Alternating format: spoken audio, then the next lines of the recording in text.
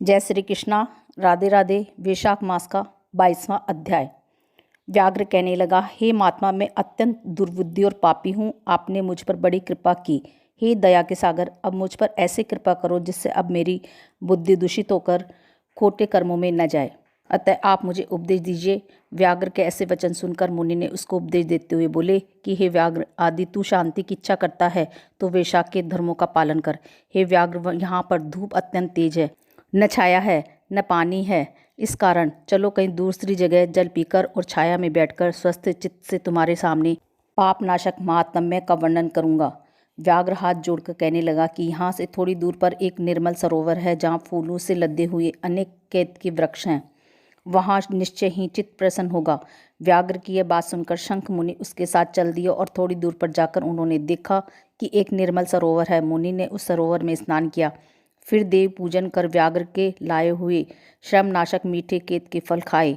तत्पश्चात व्याघ्र कहने लगा कि महात्मन, यदि आप मुझ पर कृपा करो तो यह बतलाइए कि कौन सा धर्म करने से मुझे व्याघ्र जैसी बुरी योनि मिली और फिर आपका सत्संग हुआ।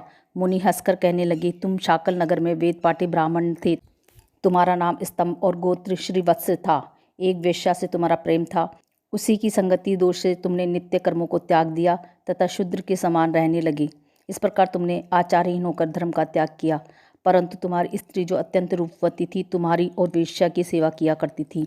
तुम दोनों पलंग पर सोते, वह नीचे सोती, तुम्हारे पैर धोया करती थी। वेश्या के मना करने पर भी वह पतिव्रता वेश्या सहित तुम्हारी सेवा करती थी। एक दिन तुमने भैंस का दूध और मलाई खाई तथा तिल भी खाए।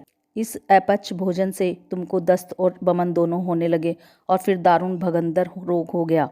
जब तक घर में धन रहा, वेश्या भी वहाँ रही, फिर सब धन लेकर वह भी चली गई। इस पर तुमको बड़ी घृणा हुई और तुमने अपनी पतिव्रता स्त्री से कहा कि मैं अत्यंत निष्ठुर तथा वेश्यागामी हूँ। हे सुंदरी, मुझ पापी ने तेरा कुछ उपकार नहीं किया। जो अपनी नम्र भार्या का मान नहीं करते, वह 15 जन्म तक नपुंसक होते हैं। मैं रात दिन महात्माओं और तेरी अवज्ञा करने से निश्चय ही पाप योनि में पड़ूंगा। तेरे विनीत भाव पर भी मैं सदा क्रोध ही करता रहा हूँ। इस प्रकार कहने पर तुम्हारी स्त्री हाथ जोड़कर कहने लगी कि स्वामी, आप ऐसा क्यों कहते हो? मैंने आप पर कभी क्रोध नहीं किया। यदि मुझको कुछ दुख प्राप्त हुआ तो मेरे कर्मों का फल है। तुम मेरे प्रति दीनता और लज्जा मत करो। जो स्त्री अपने पति के क्रोध को सहन करे वही साध्वी है। ऐसा कहकर वह अपने पिता व भाई के घर से कुछ धन लाकर तुम्हारी सेवा करती रही। दिन रात मल मूत्र धोकर तुमको शुद्ध रखती तथा कीड़े आदि निकालती। रात दिन नींद त्याग कर अपने भर्ता के दुख से दुखी होकर कहती, हे पितेश्वरों, तुम मेरे पति को रोग से मुक्त करो और मेरे पति को पापहीन करो। तुम महात्मा देवल वैशाख में गर्मी के मारे संध्या समय तुम्हारे घर आए। उसको देख तुम्हारी स्त्री कहने लगी कि अब वेद मेरे घर आ गए, अब इनके द्वारा मेरे पति का रोग नष्ट हो जाएगा।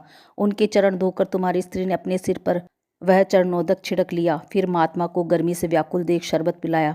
दूसरे दिन प्रातः महात्मा चले गए। उधर तुमको सन्निपात हो गया और जब तुम्हारी स्त्री ने तुमको त्रिकुट्टा पिलाया तो तुमने उसकी उंगली को काट लिया।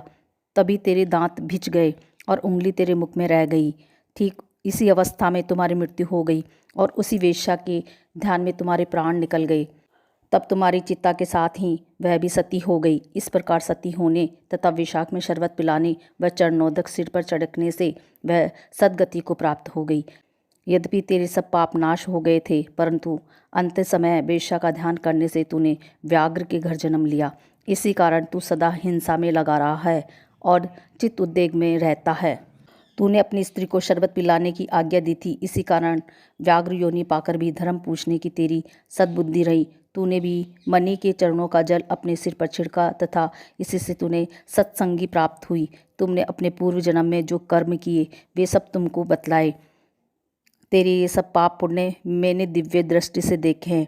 अब तुम्हारी कोई और गुप्त बात पूछने की इच्छा हो तो वह भी पूछ लो। तेरा चित्त शुद्ध हो गया है, अतः तेरा कल्याण हो। जय श्री कृष्णा। राधे राधे।